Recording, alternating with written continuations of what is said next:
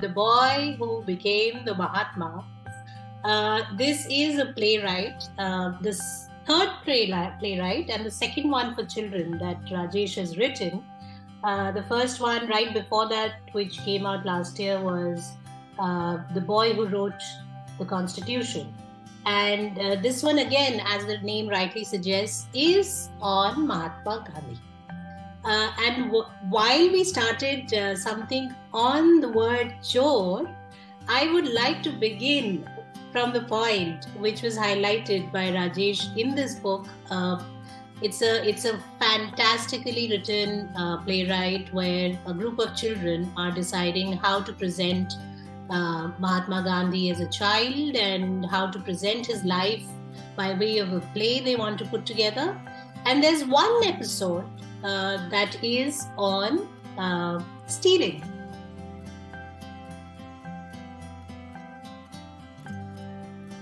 So Rajesh, why don't you take us through that episode of Mahatma Gandhi's life and share why you chose to pick that particular episode to highlight. Thanks, Lipika. Since this is a play for children, I had to make it interesting. And unfortunately, Mahatma Gandhi, he has become such a Mahatma that he is not real to many people. And in the beginning, when the children are thinking, what kind of a play are we going to write? And is it worthwhile writing on Mahatma Gandhi? One of the kids says, he must be too good. And that won't be interesting to write something on somebody who is too good. And then Milan, who is working on the script, says, no, actually Mahatma Gandhi did many bad things, but he realized soon after that these were bad things. And one of the things is theft. So all the other children are surprised that, oh, Mahatma Gandhi, he committed theft. And what did he steal? He stole some gold. So the story is that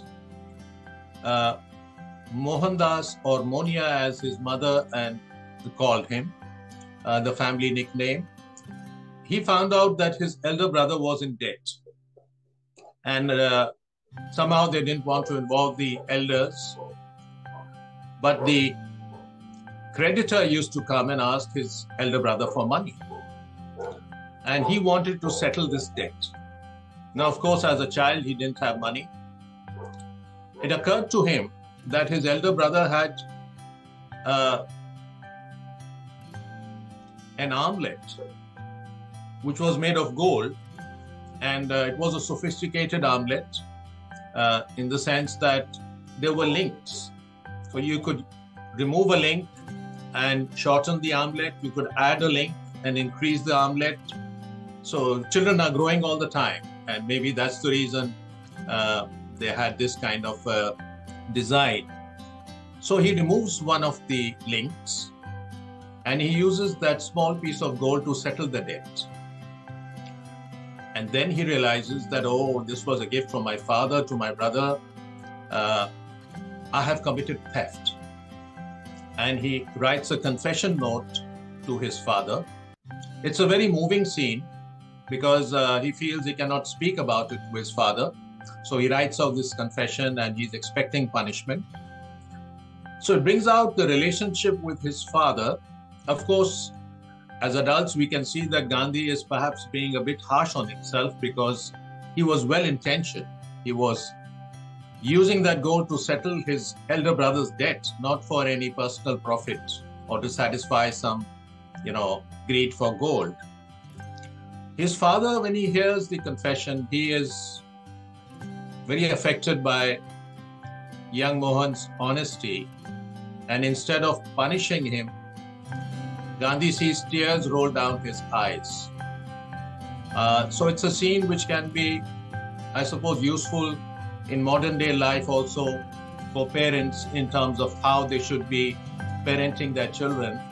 There are, of course, books these days on parenting. But compassion, kindness, and understanding where a child is coming from, those are important attributes for any parent. Gandhi himself, as a mature person reflecting on the scene, he says that all these years later, I think that encounter with my father, that forgiveness, which brought me so close to him, was also my first lesson in ahimsa. So you could say that in a way, the father of the nation, which is to say Karamchand Gandhi, how he handled Gandhi the boy, Mohandas, affected Gandhi for the rest of his life. And because it affected Gandhi, it had an impact on this nation as well, on India.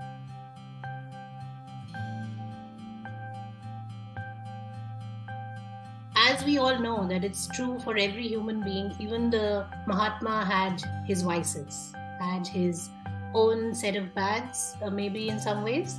But when you're addressing children through a story, how much of a conscious effort is it to portray him as as clean as possible, or even try to pick up lessons from his life and portray it in a form which is more righteous in a lot of ways? I mean, is that an effort, or does it come very easily, especially when you write about big personalities like Mahatma for now, and the way you wrote about Ambedkar in your last book? I think the problem is that you're right that we can have a more balanced approach while talking about Gandhi to adults. But on the other hand, a lot of parents, they just want we have a hypocritical adult population who just wants to paint Gandhi as if he never did anything wrong. There was some difficult choices I had to make. For example, Gandhi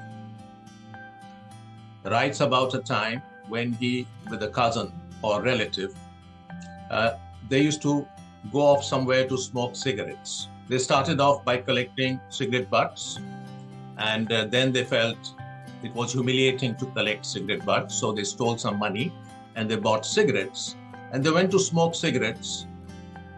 And among the other experiments was to cause themselves self-harm. So Gandhi himself writes that he mentions it as suicide. Now, suicide is a complete no-no for a children's book. So I spoke to some people and they said, no, you can't talk about suicide in a children's book.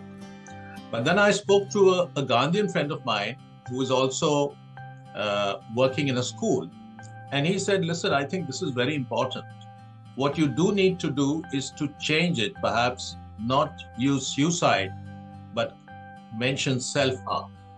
Because actually there is an epidemic of self-harm in the world today amongst youngsters, among teenagers. And it was more in the West, but it's even come to India. And lots of young people cause themselves harm. And actually, when I thought about it and I thought of Gandhi's reminiscences, I think he used the word suicide, but he actually meant self-harm. But self-harm was not such a common concept in those days. And I thought, yes, this is a very important scene, but it needs to be handled carefully. So, for example, with the cigarette smoking, I show the truth that Gandhi realizes that this is just foolish to smoke cigarettes. And he and his cousin, they both decide we are not going to be smoking cigarettes anymore. So towards the end of the scene, we have the mature Gandhi who comes in and says, this is just a foolish idea. Because in a children's book, of course, you can't be sending out wrong signals. And also, he reflects on self-harm and he comes out very strongly against it. So I think for a children's book, certainly you need to have lessons for the children in subtle ways, because so in that sense, you have to write it differently, but it doesn't mean that you ignore the reality of the person. So Gandhi, for example, also misbehaved with Kasturba when they were both children. Misbehaved in the sense that he was a very jealous and possessive husband. Of course, we have to remember they were both 13 years old, so that was really a child marriage, and they were fighting like children, maybe. Uh, but nonetheless, he was trying to be dominating. Later, he realized his mistakes. So I would say, in fact, in some ways, a book like this rescues Gandhi from the holy cow status to which many of his admirers have put him. So you have, on the one hand, people who just will not hear one word against Gandhi. Gandhi is revered by them. Gandhi is a god for them. On the other hand, you have people who will not hear one kind word for Gandhi, who feel that Gandhi betrayed the nation's trust. We could have had independence much sooner. Gandhi didn't handle the communal divide issue properly. There are all kinds of people who are extreme in both ways. So I think the real position is always gray. It's somewhere in between. Gandhi had his negative points. There's no question about it. And yes, when you write a children's book, you can't write, obviously, something which is completely negative.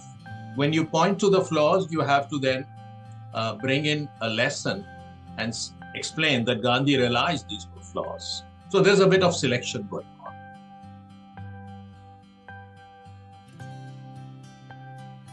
You are telling a story from those times. Do you think does it worry you as a writer to talk about things that may, raise questions about, the laws and times, and might it as well also raise concerns whether we should be talking about these ill practices of child marriages anymore or not?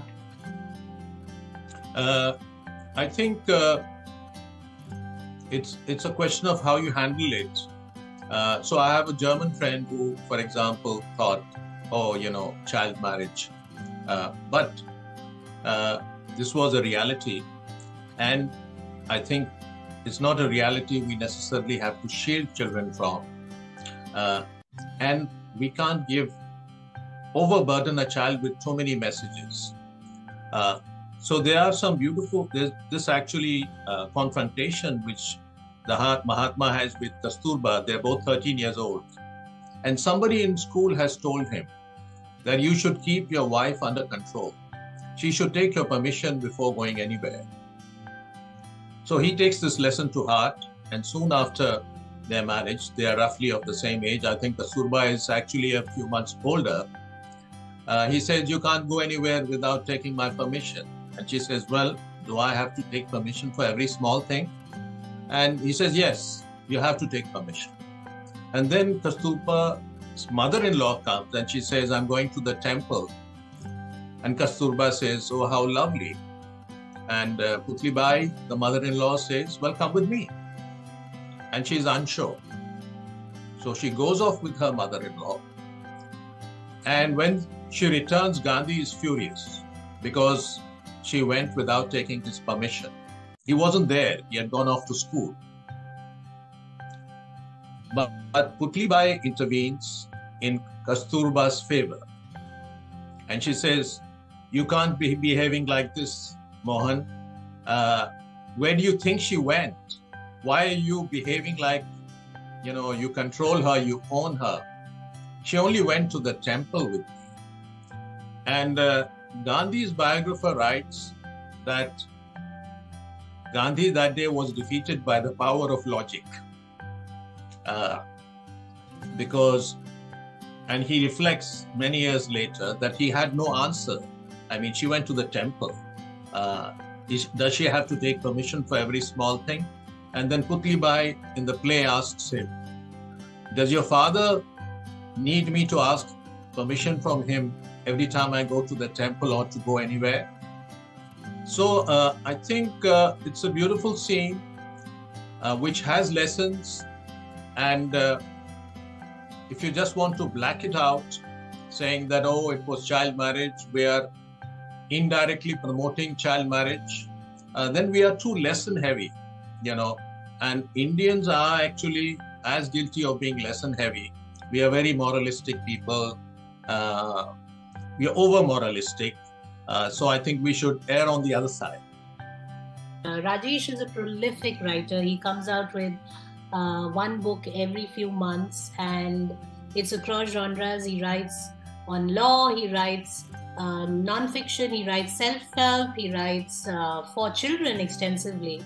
But as a writer, how much do you think of an effort it is to first, based on your research of the literature that's available on Gandhi, to research that and then translate it into something which is much more simpler and more comprehensive for maybe a 10, 12-year-old? I think I was very lucky in both these plays which I wrote. Subhash Bose may be a future candidate. That in the Ambedkar book, The Boy Who Wrote the Constitution, they are Ambedkar's own memories. And in the Gandhi book, The Boy Who Became the Mahatma, I believe that although I look at mkgandhi.org, I looked at lots of other writings, but I drew out almost 70% of the material, if not more, from Gandhi's own reminiscences, from his own autobiography. And here I'd like to say a few words about how terribly history is taught.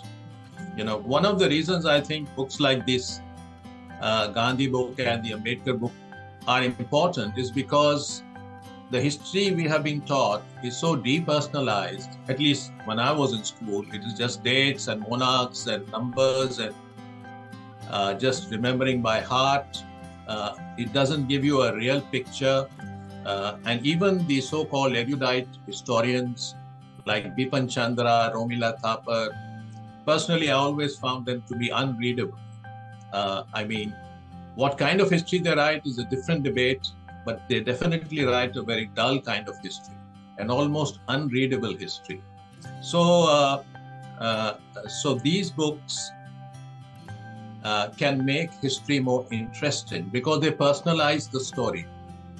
For example, one of the children points out how in his childhood, Gandhi is very impressed by his mother, Putli Bai. He sees that Putli Bai goes on fasts and she can fast almost at will. So there is a scene where the children rush out to see if the sun has risen because it's the Ekadasi period and fasting is going on. And Putli Bai is not going to eat till she sees the sun. So just like all over the country during Karwa Chauth, the children go off to the roof to see the moon. In the same manner, the children went out to look for the sun. And this was their daily routine because their mother would not eat till she had seen the sun. So it was monsoon time. The children go out, they see the sun, and they rush in to call their mother. By the time their mother comes out, the sun has gone behind the clouds. And the children are upset. They say, oh, but Putli Bai takes it all very cheerfully. She says, oh, I'm just not supposed to eat right now. God just wants me to wait a bit longer. No problem. And Gandhi is hugely impressed because he cannot ever stop himself from eating. When he's hungry, he must eat. And this kind of willpower, which Putli Bai displays, so she is not fazed at all. She's not disappointed at all. It's just like she controls her appetite. Now, this is a childhood experience. And then we fast forward to 50 years later, where Gandhi is in Yerwada prison. He's keeping a fast for a very different reason. The British government is planning to introduce separate electorates. So he goes on to a fast unto death for the Dalits. So Tagore supports his fast, Nehru is against it, but then Nehru also comes around. Temples all over the country, they open their doors to the lower castes. Women start dining with them. People are worried that Gandhi is going to die. And the doctors are also saying his blood pressure is very high. Then the news comes that the Dalits have withdrawn their demand, and they offer the Mahatma some orange juice. Kasturba says, let me squeeze some orange juice and break your fast, because the Dalits have withdrawn their demand for separate electorate. So now it's just a foregone conclusion that the bill will not be passed. But Gandhi very cheerfully says, there's no rush. I want to wait for the British to formally announce that they are withdrawing the bill. So you see how that incident, where his mother demonstrates her great power to eat or not to eat. So he has imbibed the full lesson, but of course he's taken it to a different dimension, where the entire nation is waiting for him to break his fast. It's not just the children waiting for their mother to break their fast, but the two are connected somehow.